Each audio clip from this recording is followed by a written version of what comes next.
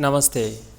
आज हम कक्षा 12 इतिहास का अध्याय नंबर 10 उपनिवेशवाद और देहात का दूसरा भाग पढ़ेंगे। जैसा कि मैंने पहले आपको बताया था कि हम इस चैप्टर को दो भागों में पढ़ेंगे। भाग दूसरे में हम पढ़ेंगे संथाल विद्रोह, उसके बाद हम पढ़ेंगे दक्कन विद्रोह, उसके बाद हम देखेंगे रेतवाड़ी राजस्व प्रणाली और उसके बाद कपास उत्पादन में अचानक हुए उछाल के बारे में जानेंगे और अंत में हम देखेंगे परिसीमन कानून। ये भाग हमारा दूसरा है।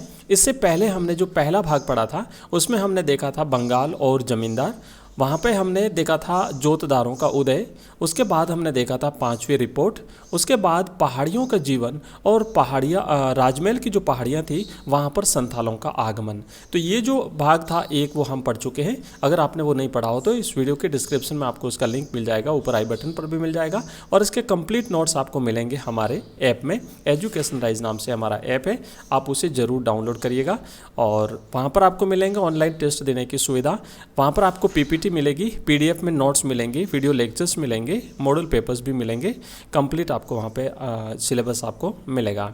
तो यहाँ पर सबसे पहले हम देखते हैं संथाल विद्रोह। हमने देखा था कि 1780 के आसपास संथाल जो है राजमहल की पहाड़ियों के आसपास आकर के बसना शुरू हो गए थे और आखिर क्या कारण रहा कि जो अंग्रेज़ इन संथालों को वहाँ पर बसाने में सहयोग दे रहे थे उन्हीं अंग्रेज़ों के खिलाफ संथालों को विद्रोह करना पड़ा, ये हम देखेंगे। उसके बाद हम देखेंगे दक्कन विद्रोह और दक्कन विद्रोह के बाद में जो रेतवाड़ी राजस्व प्रणाली है उसके बारे में भी हम यहाँ पर जानेंगे। सबसे पहले देखते हैं संथालों का विद्रोह।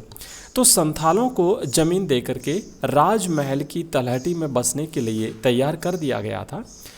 1832 ईस्वी तक जमीन के एक बहुत बड़े इलाके को दामिन ई कोह के रूप में सीमांकित कर दिया गया और उस भूभाग में संथालों को बसाया गया। इसे संथालों की भूमि घोषित किया गया।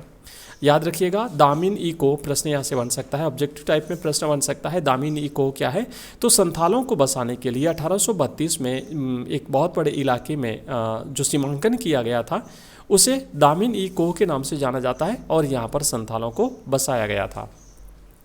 उन्हें इस इलाके में के भीतर रहना था, हल चला करके खेती करनी थी और स्थायी किसान जो है वो बनना था। इन संथालों को यहाँ पर जब बसाया गया उनके लिए जो भूमि निश्चित की गई थी दामिन ई कोह के तहत जो भूमि का सीमांकन किया गया था उस भूमि के भीतर इनको रहना था, वहाँ पर हल चला करके खेती करनी थी। आपको मैं यहाँ पे बता दूँ कि यहाँ पर जो पहाड़िया लोग जो रहते थे राजमहल की पहाड़ियों में, तो उनका जो प्रतीक था वो था कुदाल। वो कुदाल से ज़मीन को खोद करके वहाँ पर खेती करते थे। लेकिन ये जो संथाल वहाँ पर आए तो इनका प्रतीक हल था। ये हल से जमीन को जोत करके और वहाँ पर स्थायी कृषि करते थे, जबकि पहाड़िया लोग जो है वो झूमिंग कृषि करते थे, स्थानांतरित कृषि करते थे और यहाँ पर स्थायी किसान बन करके जो है वो संथालों को रहना था। इससे जो अंग्रेज़ थे उनको ज़्यादा मुनाफा होने की संभावना थी, ऐसा वो मानते थे।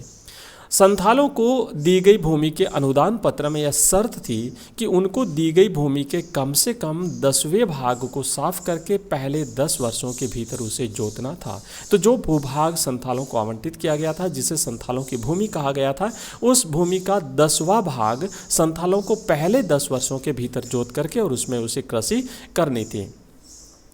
उन्हें निचली पहाड़ियों तथा घाटियों में नीचे की ओर आने से रोक दिया गया और ऊपरी पहाड़ियों की चट्टानें और अधिक बंजर इलाकों एवं भीतरी शुष्क भागों तक सीमित कर दिया गया। अब जो पहाड़िया लोग थे उन पहाड़ियों को क्या हुआ कि वो पहाड़ों में रहते थे, जंगलों में रहते थे और पहाड़ियों से नीचे उतरने पर, चूँकि जब संथाल वहाँ पर बस गए तो संथालों ने उन्हें नीचे उतरने से रोक दिया और बल्कि रोकने के बावजूद ये कर दिया कि उन्हें मजबूर कर दिया कि वो और आगे तक चले जाएं। पहाड़िया लोग नीचे आने की बजाय उन्हें और पीछे धकेल दिया गया। वो पहाड़ों में ऊंचाई की तरफ चले गए जहां पर पहाड़ियाँ बंजर थी और साथ ही साथ जो जंगल थे उन्हें घने जंगलों के अंदर जाने के लिए उन्हें मजबूर कर दिया गया और इस तरीके से वो गरीब से गरीब होते गए। इससे उनके रहन सहन तथा जीवन पर बुरा प्रभाव पड़ा, पहाड़िया लोगों के जीवन पर, है ना। अभी पहाड़िया लोगों की बात कर रहे हैं कि जब संथाल वहाँ पर आकर के बस गए तो पहाड़िया लोगों के लिए मुसीबत खड़ी हो गई। उन्हें जो है वो पहाड़ों के भीतर, पहाड़ों की ऊंचाई पर जाना पड़ा जहाँ पर ज़्यादा उपजाऊ भूमि नहीं थी। साथ ही साथ वहाँ पर घने जंगल भी जो है वो वहाँ पर उनको उत्पादन करने में ज़्यादा परेशानी आती थी। उनका रहन सहन और उनका जीवन जो है वो एक तरह से परेशानियों से भर गया और आगे चलकर फिर वो जो पहाड़िया लोग थे वो गरीब होते काटे गए। जब इस क्षेत्र के जंगल खेती के लिए साफ कर दिए गए तो पहाड़िया शिकारियों को भी समस्याओं का सामना करना पड़ा। अब हम देखेंगे कि अंग्रेज़ जो कि इन संथाल लोगों को यहाँ पर बसाया था और बसाने के लिए इनको ज़मीन दी थी, उसके बावजूद संथालों ने विद्रोह कर दिया। तो संथाल विद्रोह के कारण क्या थे, आखिर क्यों संथालों को विद्रोह करना पड़ा अंग्रेज़ों के खिलाफ? तो यहाँ पर हम देखेंगे कि संथालों ने जिस ज़मीन को साफ करके खेती की थी उस पर सरकार भारी कर लगा रही थी। सरकार को तो एकमात्र उद्देश्य था सरकार का ज़्यादा से ज़्यादा राजस्व इकट्ठा करना, टैक्स वसूल करना। तो उन्होंने क्या किया कि जिस भूमि को साफ करके और जहाँ पे संथालों ने खेती करना शुरू कर दिया उस पर सरकार ने बहुत ज़्यादा टैक्स लगा दिया। साहूकार लोग बहुत ऊंची दर पर ब्याज लगा रहे थे और कर्ज अदा न किए जाने की सूरत में उन संथालों की ज़मीन पर कब्जा कर रहे थे। तो अंग्रेज़ों से भी इन्हें परेशानी थी, साथ ही साथ जो साहूकार लोग थे उनसे भी इन लोगों को परेशानी होने लगी और जमींदार लोग दामिन ई कोह के इलाके पर अपने नियंत्रण का दावा जो है वो कर रहे थे। तो इस तरीके से मजबूर होकर के संथालों को इन सब के खिलाफ जो है वो आवाज़ उठानी पड़ी। अब संथाल विद्रोह, इसलिए 1855-56 में सिद्धू माझी नाम के एक व्यक्ति के नेतृत्व में संथालों ने विद्रोह कर दिया। आप ये जो चित्र देख रहे हैं ये है सिद्धू माझी। इसने जो है संथालों का नेतृत्व किया और संथालों ने जो है वो विद्रोह कर दिया। इस विद्रोह के बाद भागलपुर और बीरभूम जिलों से 5500 वर्ग मील का क्षेत्र लेकर के संथाल परगना का निर्माण कर दिया गया। आप यहाँ पे देख सकते हैं संथाल जो है अंग्रेज़ों के खिलाफ युद्ध करते हुए, ये एक युद्ध का दृश्य है।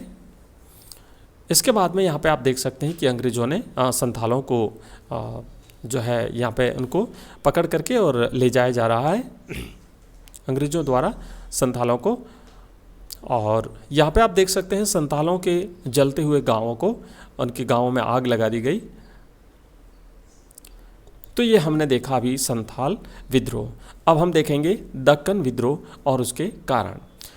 तो 19वीं सदी की बात करते हैं। 19वीं सदी के दौरान भारत के विभिन्न प्रांतों के किसानों ने साहूकारों और अनाज के व्यापारियों के विरुद्ध अनेक विद्रोह किए और ऐसा ही एक विद्रोह 1875 में दक्कन में हुआ था। एक्चुअली बात ये थी कि जो साहूकार हुआ करते थे, जो ज़मींदार होते थे, वो उन रेतों को पहले तो ऋण देते नहीं थे और अगर देते भी थे तो जो मूलधन होता था उससे कई ज़्यादा गुना जो है उनसे ब्याज वसूल लिया जाता था और जो बही खाते होते थे उनमें छेड़छाड़ कर दी जाती थी। जो पैसे जितने लिए होते थे उससे ज़्यादा लिख दिया जाता था और इस तरीके से जो रेत होते थे ये कभी अपने ऋण से मुक्त हो ही नहीं पाते थे। और भी कई सारे कारण थे, अंग्रेज़ों से परेशान थे। तो इन सभी कारणों से परेशान होकर के किसानों ने साहूकारों और अनाज के व्यापारियों के विरुद्ध विद्रोह किए और एक ऐसा ही विद्रोह 1875 में दक्कन में हुआ। इसे दक्कन विद्रोह के नाम से जाना जाता है। यह आंदोलन महाराष्ट्र के पुणे जिले के एक गांव सूपा से शुरू हुआ था। याद रखिएगा उस गांव का नाम है सूपा। सूपा एक विपणन केंद्र था जहां अनेक व्यापारी और साहूकार रहते थे। 12 मई 1875 को आसपास के ग्रामीण इलाकों के किसान वहां पर सूपा गांव में इकट्ठे हो गए और उन्होंने साहूकारों से उनके बही खातों और ऋण बंधों की मांग करते हुए उन पर हमला बोल दिया। उन्होंने कहा आप हमारे बही खाते दीजिए, हमें जो ऋण हमने आपसे लिए हैं। उस समय जो एक बंद पत्र जो भरा गया था उसकी मांग करी और उस जब नहीं दिया गया तो इन किसानों ने, इन रेतों ने साहूकारों पर हमला कर दिया। उन्होंने उनके बही खाते जला दिए, अनाज की दुकानें लूट ली गई और कुछ मामलों में तो साहूकारों के घरों में भी आग लगा दी गई। पुणे से यह विद्रोह अहमदनगर में फैल गया और 6500 वर्ग किलोमीटर का इलाका इस दक्कन विद्रोह की चपेट में आ गया। 30 से अधिक गांव इस दक्कन विद्रोह से प्रभावित हुए। सब जगह विद्रोह का स्वरूप एक समान ही था। इसमें स्वरूप क्या था कि जैसे साहूकारों पर हमला किया गया, उनके बही खाते जला दिए गए और ऋण बंद पत्र नष्ट कर दिए गए। किसानों के हमलों से घबराकर साहूकार गांव छोड़कर भाग गए और अधिकतर मामलों में वे अपनी संपत्ति और धन दौलत भी वहीं पीछे छोड़ गए। जान बचा करके बस उन्होंने भागना मात्र जो वो अपनी भलाई समझा। विद्रोह को दबाने के लिए, अब जब ये दक्कन विद्रोह वहाँ पे फैला तो इसको दबाने के लिए विद्रोही किसानों के गांव में पुलिस थाने स्थापित कर दिए गए और सेना बुला ली गई। सैकड़ों व्यक्तियों को गिरफ्तार कर लिया गया और उनमें से बहुतों को दंडित किया गया, लेकिन देहात को काबू करने में कई महीने लग गए। यानी जो ग्रामीण इलाका था उसे काबू करने में बहुत लंबा समय लगा। जब विद्रोह दक्कन में फैला तो प्रारंभ में मुंबई की सरकार उसे गंभीरतापूर्वक लेने को तैयार नहीं थी। उन्होंने इसे हल्के में लिया, ज़्यादा इसे गंभीर नहीं समझा। और चूँकि पहले 1857 की क्रांति हो चुकी थी, तो इसलिए क्या हुआ कि भारत सरकार ने, जो कि 1857 की याद से चिंतित थी, 1857 का विद्रोह भी हुआ ही था, है ना, उसके बाद 1875 में ये दक्कन विद्रोह हुआ था, तो मुंबई की सरकार पर दबाव डाला भारत सरकार ने कि वह दंगों के कारणों की छानबीन करने के लिए एक जांच आयोग बिठाए। जब जांच आयोग बैठाया गया और आयोग ने एक रिपोर्ट तैयार की जो कि 1878 में ब्रिटिश पार्लियामेंट में पेश की गई, इसे दक्कन दंगा रिपोर्ट कहा जाता है। याद रखिएगा, दक्कन दंगा रिपोर्ट, जो कि 1875 में जो दक्कन में दंगा हुआ था, उस दंगे के बाद में जो जांच आयोग बैठा था, उस जांच आयोग ने ये रिपोर्ट तैयार करी थी और ये 1878 में ब्रिटिश पार्लियामेंट में पेश की गई थी।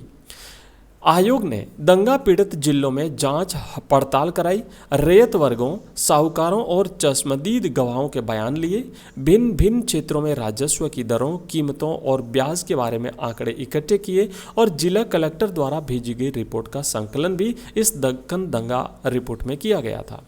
दक्कन दंगा आयोग से विशिष्ट रूप से यह जांच करने के लिए कहा गया कि क्या सरकारी राजस्व की मांग का स्तर विद्रोह का कारण था। मतलब ये पता लगाना था कि ये जो विद्रोह हुआ है दक्कन में, इस दक्कन में विद्रोह का कारण कहीं ऐसा तो नहीं है कि सरकार ने जो राजस्व की मांग रखी है उस वजह से तो दंगा नहीं हुआ दक्कन में, तो इसका पता लगाना था। संपूर्ण साक्ष्य प्रस्तुत करने के बाद आयोग ने यह सूचित किया कि सरकारी मांग किसानों के गुस्से की वजह नहीं है। मतलब ये था कि ब्रिटिश पार्लियामेंट में यह बताया गया कि इस दक्कन दंगे के लिए सरकार किसी भी तरीके से जिम्मेदार नहीं है और इसके लिए जो साहूकार थे, जो जमींदार थे, उनको जो है वो जिम्मेदार ठहराया गया। इसमें सारा दोष ऋणदाताओं और साहूकारों का ही था। इससे यह बात स्पष्ट होती है कि औपनिवेशिक सरकार यह मानने को कदापि तैयार नहीं थी कि जनता में असंतोष कभी सरकारी कार्रवाई के कारण उत्पन्न हुआ। मतलब उन्होंने सारा का सारा दोष जमींदारों पर डाल दिया, ऋणदाताओं पर डाल दिया, साहूकारों पर डाल दिया और सरकार को इसमें क्लीन चिट दे दी गई। जैसे जैसे ब्रिटिश शासन बंगाल से भारत के अन्य भागों में फैलता गया, वहाँ भी राजस्व की नई प्रणालियाँ लागू की गई और अब हम पढ़ेंगे रैयतवाड़ी राजस्व प्रणाली। इससे पहले हमने देखा था बंगाल में स्थायी बंदोबस्त लागू किया गया था और जो दक्कन भारत में यानी दक्षिण भारत में जो राजस्व की प्रणाली जो लागू की गई थी उसे रैयतवाड़ी राजस्व प्रणाली के नाम से जाना जाता है। तो अब हम यहाँ पे देखेंगे रैयतवाड़ी राजस्व प्रणाली। इस्तमरारी बंदोबस्त को बंगाल से बाहर बिरले ही लागू किया गया। इसके कई कारण थे, जैसे 1810 के बाद खेती की कीमतें बढ़ गई जिससे उपज के मूल्य में वृद्धि हुई और बंगाल के जमींदारों की आमदनी में इजाफा हुआ। राजस्व की मांग इस्तमरारी बंदोबस्त के तहत तय कर दी गई थी, इसलिए औपनिवेशिक सरकार इस बढ़ी हुई आय में अपने हिस्से का कोई दावा नहीं कर सकती थी। अपने वित्तीय संसाधनों को बढ़ाने की इच्छा से औपनिवेशिक सरकार को अपने भू राजस्व को अधिक से अधिक बढ़ाने के तरीकों पर विचार करना था। मतलब अब ये था कि जो स्थायी बंदोबस्त बंगाल में जो लागू किया गया था उससे जो जमींदार थे उनको काफ़ी फायदा हुआ था और चूंकि सरकार ने जो इनके साथ पहले जो शर्तें तय कर रखी थी उसके तहत सरकार अब जो बढ़ी हुई आय थी उसमें अपना दावा नहीं कर सकती थी, लेकिन सरकार चाहती थी कि उनके राजस्व में बढ़ोतरी हो। तो इस इस्तमरारी बंदोबस्त को केवल बंगाल तक सीमित रखा और अपने राजस्व को बढ़ाने के लिए सरकार ने एक दूसरी राजस्व प्रणाली लागू करी दक्कन में। इसे हम रैयतवाड़ी व्यवस्था के नाम से जानते हैं। 19वीं शताब्दी में औपनिवेशिक शासन में शामिल किए गए प्रदेशों में राजस्व बंदोबस्त किए गए थे। यहाँ ध्यान देने योग्य बात यह भी है कि जब अधिकारी नीतियाँ निर्धारित करते हैं तो उनकी विचारधारा उन आर्थिक सिद्धांतों से अत्यधिक प्रभावित रहती है जिससे वे अधिकारी पहले से परिचित होते हैं। 1820 के दशक में इंग्लैंड में एक प्रसिद्ध अर्थशास्त्री हुए थे, जाने माने अर्थशास्त्री, जिनका नाम था डेविड रिकार्डो। ये काफ़ी प्रसिद्ध अर्थशास्त्री थे और इन्होंने किया था कि इन्होंने औपनिवेशिक अधिकारियों ने महाविद्यालयों में रिकार्डो के विचारों का अध्ययन किया था। रिकार्डो ने सरकार के राजस्व को बढ़ाने के लिए जो अध्ययन किया था उसके आधार पर इन्होंने कुछ ऐसे सिद्धांत दिए थे जिससे सरकारी आमदनी में बढ़ोतरी हो। सरकारी राजस्व को बढ़ाने के लिए इन्होंने कुछ ऐसे सिद्धांत दिए थे। रिकार्डो के विचारों के अनुसार भूस्वामी को उस समय लागू औसत लगानों को प्राप्त करने का हक होना चाहिए और जब भूमि से औसत लगान से अधिक प्राप्त होने लगे तो भूस्वामी को अधिक आय होगी जिस पर सरकार को कर लगाने की आवश्यकता होगी। मतलब अगर जो भूस्वामी होता है उसे अगर ज़्यादा आय होगी तो फिर सरकार स्वाभाविक रूप से उस अतिरिक्त आय पर सरकार टैक्स लगा सकती है। तो इसके आधार पर फिर इन्होंने रैयतवाड़ी व्यवस्था को लागू किया गया था। यदि कर नहीं लगाया गया तो किसान किरायाजीवी में बदल जाएंगे और उनकी अधिशेष आय का भूमि के सुधार में उत्पादक रीति से निवेश नहीं होगा। तो ये डेविड रिकार्डो के विचार थे। ब्रिटिश अधिकारियों के विचार से तब यह आवश्यक था कि एक भिन्न राजस्व प्रणाली अपनाई जाए। मुंबई दक्कन में जो राजस्व प्रणाली लागू की गई उसे रैयतवाड़ी व्यवस्था कहा जाता है, राजस्व की रैयतवाड़ी व्यवस्था। विभिन्न प्रकार की भूमि से होने वाली औसत आय का अनुमान लगाया जाता था इस रैयतवाड़ी व्यवस्था के तहत और रैयत की राजस्व अदा करने की क्षमता का आकलन कर लिया जाता था। रैयत यानी किसान। फिर सरकार के हिस्से के रूप में उसका एक अनुपात निर्धारित कर लिया जाता था।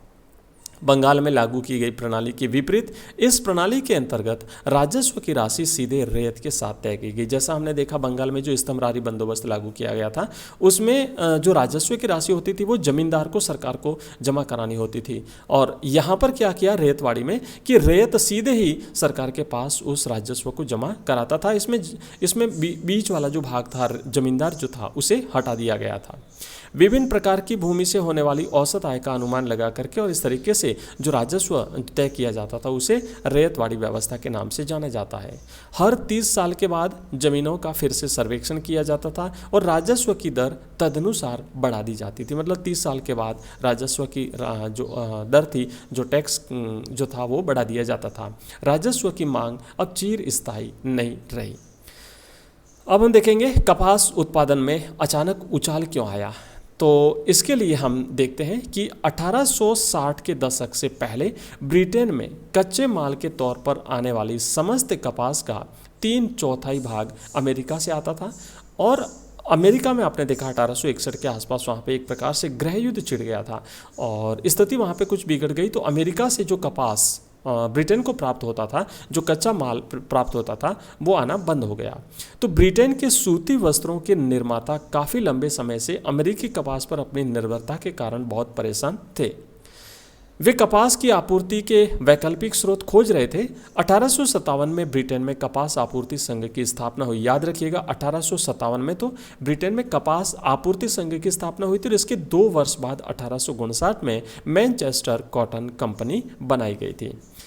उनका उद्देश्य दुनिया के हर भाग में कपास के उत्पादन को प्रोत्साहित करना था जिससे कि उनकी कंपनी का विकास हो सके। मतलब लगातार अगर अमेरिका से कपास आना बंद हो जाती है तो दुनिया के दूसरे भागों में जहाँ जहाँ इनका शासन था वहाँ पर जो है वो कपास का उत्पादन किया जाए और वहाँ से कपास जो है वो ब्रिटेन को भेजी जाए ताकि उनकी सूती वस्त्रों की जो मिलें हैं वो लगातार चलती रहें। भारत की भूमि और जलवायु दोनों ही कपास की खेती के लिए उपयुक्त थे और यहाँ सस्ता श्रम भी उपलब्ध था। ब्रिटेन में 1861 में जहां 2 लाख गांठें आई थी वहीं 1862 में यानी जस्ट 1 वर्ष के बाद 55,000 गांठों का आयात हुआ। तो अब देखिए 61 में जहां पर 2 लाख गांठें आई थी वहीं 62 में मात्र 55,000 गांठों का आयात हुआ। इस कारण भारत को यह संदेश भेजा गया कि ब्रिटेन को कपास का अधिक मात्रा में निर्यात किया जाए। तो अब जब अमेरिका से कपास आना बंद हो गई तो भारत सरकार जो ईस्ट इंडिया कंपनी थी भारत में, यहाँ पर इनके पास मैसेज आया कि भैया भारत में कपास का उत्पादन कराएं और ये कपास जो है वो ब्रिटेन को भेजी जाए। ब्रिटेन में 1800 ये जो हमने इसको देख लिया। तो इसके बाद क्या हुआ कि तीव्र गति से किसानों को कपास उगाने के लिए प्रोत्साहित किया गया, किसानों को ऋण बांटे गए। सरकार ने जो है कपास उत्पादन के लिए कई प्रयास किए थे क्योंकि उन्हें तो अपने कपास की आपूर्ति पूरी करवानी थी, मांग जो है वो पूरी करवानी थी। तो इसके लिए उन्होंने पैसा भेजा, पैसा ज़मींदारों के पास गया, ज़मींदारों या साहूकारों से रेवतों को पास गया और इस तरीके से जो है वो कपास का उत्पादन हुआ। आप देख सकते हैं कि ये कपास जो है यहाँ पे कपास की गांठें पड़ी है और ट्रेनों में भर करके और यहाँ पे समुद्र किनारे भेजा जाता था, जहाँ से जहाज़ों के माध्यम से ये संपूर्ण कपास जो है वो ब्रिटेन को भेजी जाती थी। आप यहाँ पे देख सकते हैं कपास की गांठें ले जाती हुई बैलगाड़ियाँ एक बरगद के पेड़ के नीचे खड़ी है। तो इतना सारा कपास का उत्पादन हुआ था। मुंबई में कपास के सौदागरों ने कपास की आपूर्ति का आकलन करने और कपास की खेती को अधिकाधिक प्रोत्साहन देने के लिए कपास पैदा करने वाले जिलों का दौरा किया।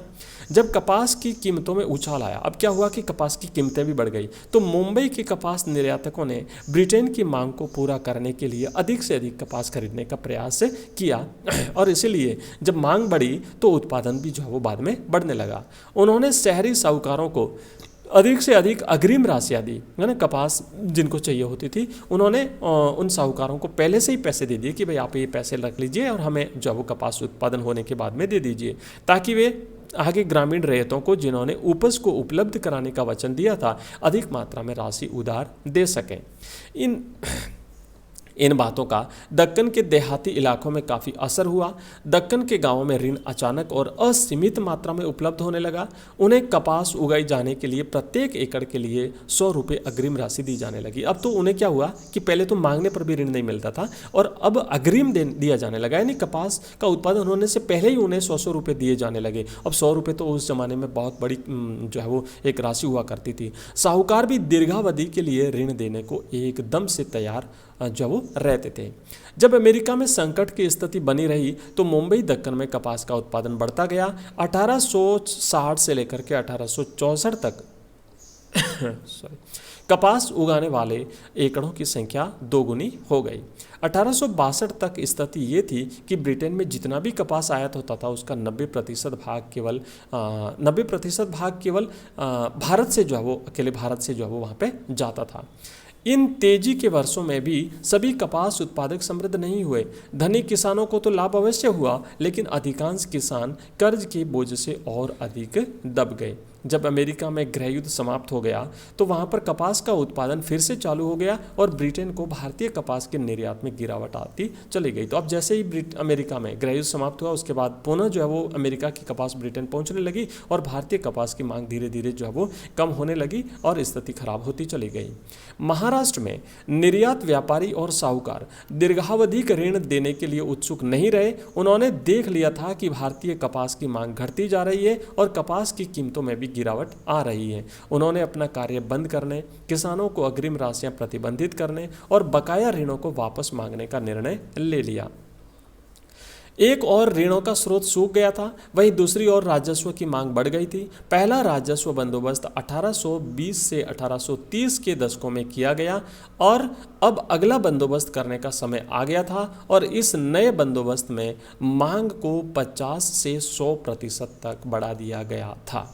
रैयतों को एक बार फिर ऋणदाता की शरण में जाना पड़ा, लेकिन ऋणदाता ने अब की बार ऋण देने से इनकार कर दिया क्योंकि उसे अब रैयत द्वारा ऋण वापस किए जाने की उसकी क्षमता में विश्वास नहीं रहा, क्योंकि रैयतों के पास, किसानों के पास अब इतनी उपज होती नहीं थी और ऋणदाता को या साहूकार को ये लगता था कि अगर मैंने ऋण दे दिया तो शायद ऋण वापस नहीं आएगा, तो इसलिए उन्होंने ऋण देने से मना कर दिया और इस तरीके से रैयतों की हालत जो है वो खराब होती गई।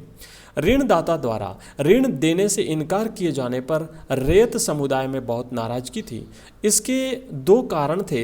एक तो यह कि ऋणदाता वर्ग इतना संवेदनहीन हो गया था कि वह उनकी हालत पर तरस नहीं खा रहा था और दूसरी बात, ऋणदाता लोग देहात की प्रथागत मानकों का भी उल्लंघन कर रहे थे।